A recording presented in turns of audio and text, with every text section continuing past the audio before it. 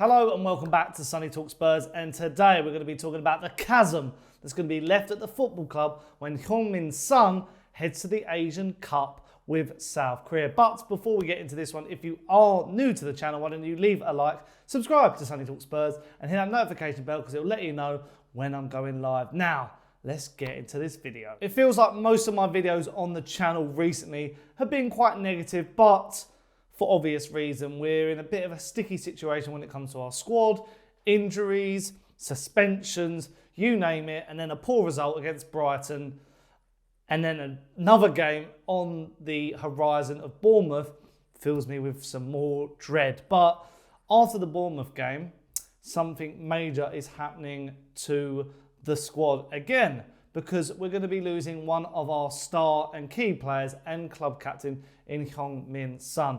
And I'm just going to read a bit of an extract from the Sport Bible article where it talks about how long he's going to be out for and, you know, the detriment it can have on the squad. And it says, Son, however, will be a big miss. He is set to leave the club for up to 6 weeks in January, with South Korea, the country, the forward captains, competing at the AFC Asian Cup in Qatar. The tournament is set to take place from January the 12th, with the final scheduled for February 10th.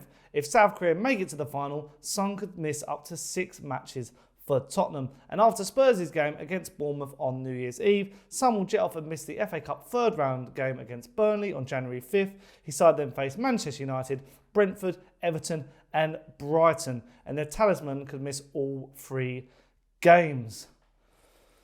Honestly, we knew this was coming.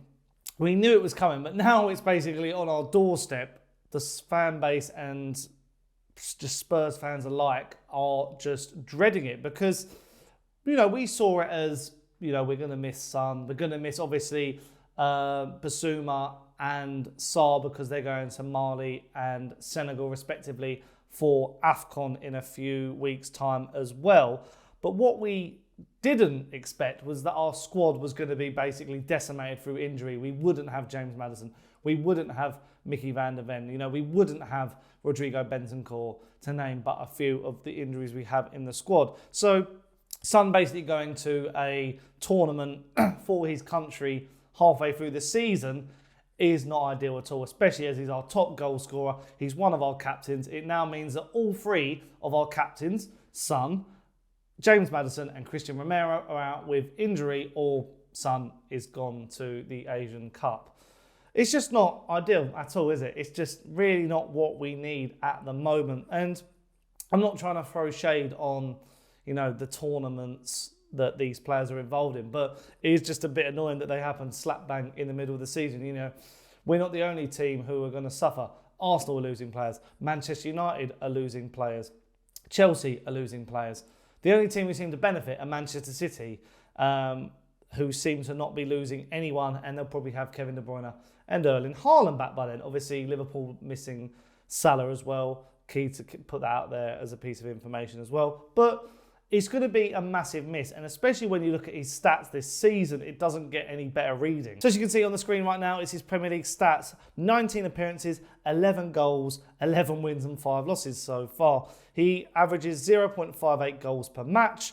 You know, goals with his right foot 8, goals with his left foot 3. He scored 1 penalty. He's our main penalty taker now that Harry Kane has left. He's averaged 50 shots over all these games, with nearly half of them on target. So really good shooting accuracy. You know, he's one of the most potent forwards in world football when it comes to his accuracy and goals. And then he's also got 5 assists. He's made nearly 500 passes, averages 26.26 passes per game, created 10 big chances, and averages 19 crosses, because he's been versatile this season. He's played through the middle in some games. He's played on the left. So it just makes you wonder that who's going to now get our goals? Will it be Richarlison having to step up even more than he has already? Brennan Johnson's had a couple of games where he's gone a bit missing. You know, will Brian Hill play? Will Kulusevski go back into the wing position? But obviously he's banned for the Bournemouth game. So yeah, it's really going to be a tricky situation, and Ange has got to really work out a lot with his squad. You know, our midfield is decimated, our defence is decimated. We are basically just all at sea at the moment when it comes to starting 11, and we just haven't been able to field our best squad, which is just very, very upsetting. And the same for Bissouma and Sarr, two massive misses in the same area of the pitch, and it's just very, very annoying. And I'm not really sure how we solve it. I don't really have an answer to the question in the title. I really am wondering what we're going to have to do. We're going to have to maybe start Valise in a couple of games. Got his first goal against Brighton, the other night. So it's going to be a very, very big decision for Ange Postecoglou. But I'm still quite confident that we can make it worth. It's a month where we are playing some tricky games in there, and we will need to get some goals. But at the moment, I'm not so worried about our attacking output. I'm worried more about our defence in this team, because it seems at the moment we just can't. We're leaking so many goals. We haven't got any starting centre backs, and there's a lot of pressure on the likes of Ben Davies and Emerson playing out of position. Eric Dyer can't get a game. Ashley Phillips and Dorrington haven't been trusted. So, but just losing Son as a talisman, I think he's a great captain. All three captains, as I say, are now out for the foreseeable future after the Bournemouth game. So yeah, worrying times ahead. And even if you look at Son's FB Rev stats, all in the green when it comes to his attacking wise. Non-penalty goals 0.43, non-penalty XG 0.32, shots total 2.34 per 90, assists 0.23 per 90. They just are very, very good reading. Even his shot creating actions 3.59. It's just really, as I keep saying, not ideal, quite worrying, and it's going to have to show. In January, we are going to have to invest in a number of players, and I'm sorry, we're going to have to do it. I keep saying it. I think the whole fan base will agree with me here. We need a new forward desperately, like maybe a wing-and-come striker type, whether it's Nusa or Jimenez, or just really go out for a Solanke, something like that. We need to do it. We probably need a new midfielder as well. Probably get rid of Højbjerg. Time to go, I think, for him. We need a centre-back. Jean-Claire Todibo comes to mind in that regard.